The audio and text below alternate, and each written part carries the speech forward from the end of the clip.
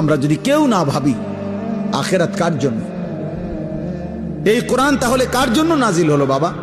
আমরা এখানে সবাই মুসলমান, ছেলেরা তোমরা মুসলমান, আমার বাপ, তুমি বলো বাপ, তাহলে এত বড় কোরআন তাহলে কার জন্য নাজিল হলো? আমাদের নবী সাল্লাল্লাহু আলাইহি সাল্লামের 23 বছরের চোখের পানি কার জন্য তাইলে?